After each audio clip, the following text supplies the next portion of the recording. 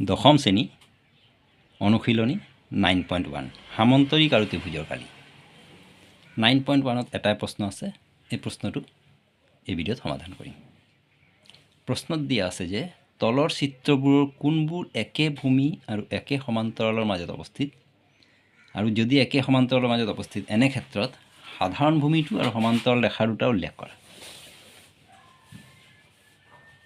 তো ইয়াৰ আগৰ ভিডিঅ'ত যিটো মই ইন্ট্ৰডাকশ্যন ভিডিঅ' বনাইছিলোঁ সামন্তৰিক আৰু ত্ৰিভুজৰ কালিত, তাত মই বুজাইছিলোঁ যে দুটা সামন্তৰিক একে ভূমি আৰু একে সমান্তৰালৰ মাজত অৱস্থিত থাকিলে তাৰ কালি দুটা সমান হয়, বা দুটা ত্ৰিভুজ একে ভূমি একে সমান্তৰালৰ মাজত থাকিব পাৰে, নাইবা এটা ত্ৰিভুজ আৰু এটা সামন্তৰিক একে ভূমি একে সমান্তৰালৰ মাজত থাকিব পাৰে। এই ভিডিঅ'ৰ লিংকটো মই শ্বেয়াৰ কৰি দিম ডেছক্ৰিপশ্যনত, চাই ল'বা।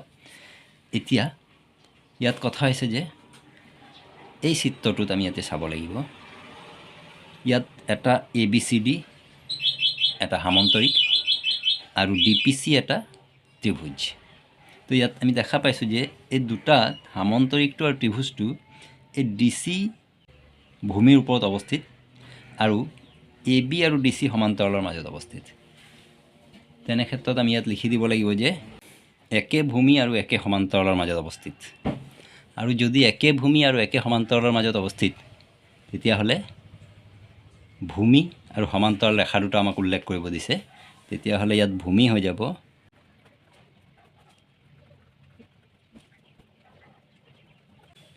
যাব DC আৰু সমান্তৰাল ৰেখা দুটা AB সমান্তৰাল CD, AB আৰু CD সমান্তৰাল।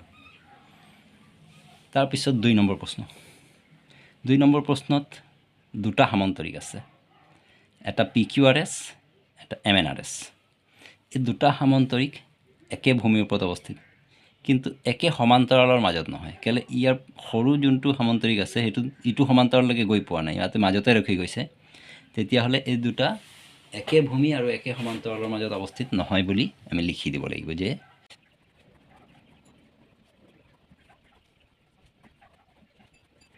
একে ভূমি আৰু একে সমান্তৰালৰ মাজত অৱস্থিত নহয়। যদি একে ভূমি আৰু একে সমান্তৰালৰ মাজত অৱস্থিত নহয়, তেন্তে আমি ভূমি আৰু সমান্তৰালটো লিখিব নালাগে। কোনকেইটা হয়? 3 নম্বৰ। 3 নম্বৰত ইয়াত এটা সামন্তৰিক আছে PQRS আৰু এটা ত্ৰিভুজ আছে TQR। তো এই সামন্তৰিকটো আৰু ত্ৰিভুজটোৰ সাধাৰণ বাহু QR, আৰু এই দুটা QR আৰু PS সমান্তৰালৰ মাজত অৱস্থিত হৈ আছে। তেন্তে আমি কি লিখিব লাগিব যে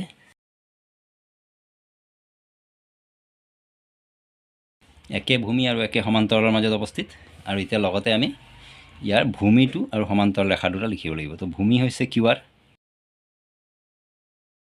ভূমি QR আৰু সমান্তৰাল ৰেখা দুটা QR আৰু PS, QR সমান্তৰাল PS। 4 নম্বৰ। 4 নম্বৰত আছে ABCD এটা সামন্তৰিক আৰু RPQ এটা ত্ৰিভুজ। তো ইয়াত সামন্তৰিক আৰু ত্ৰিভুজ দুটা এই AD আৰু BC সমান্তৰালৰ মাজত অৱস্থিত, সিমানলৈকে ঠিকে আছে, কিন্তু একে ভূমিত অৱস্থিত নহয়। কাৰণ এই ত্ৰিভুজটো এই BC ভূমিটো সম্পূৰ্ণকৈ ল'ব পৰা নাই, ইমানখিনিহে লৈছে। BC লৈকে সম্পূৰ্ণ থকা হ'লে তেতিয়া একে ভূমিত অৱস্থিত হ'লহেঁতেন। তেন্তে আমি ইয়াত কি লিখিব লাগিব যে একে ভূমি আৰু একে সমান্তৰালৰ মাজত অৱস্থিত নহয় বুলি লিখিব লাগিব।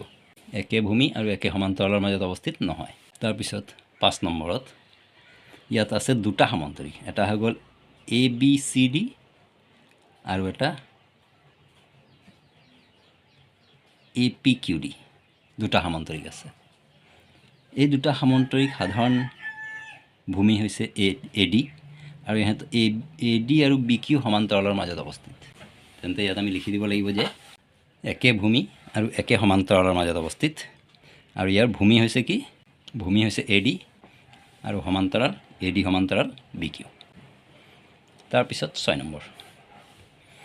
ইয়াত কেইবাটাও সামন্তৰিক, এইটো PADS, ADCB, BQRC, আকৌ PQRS, আটাইকেইটা এটা সামন্তৰিকে হৈ আছে, কিন্তু কোনো এটা সামন্তৰিকে সাধাৰণ ভূমি বা একে সমান্তৰালৰ মাজত অৱস্থিত নহয়। তেন্তে আমি কি লিখিব লাগিব যে একে ভূমি আৰু একে সমান্তৰালৰ মাজত অৱস্থিত নহয়। তো এইখিনি আছিলে 9.1ৰ প্ৰশ্নখিনিৰ সমাধান।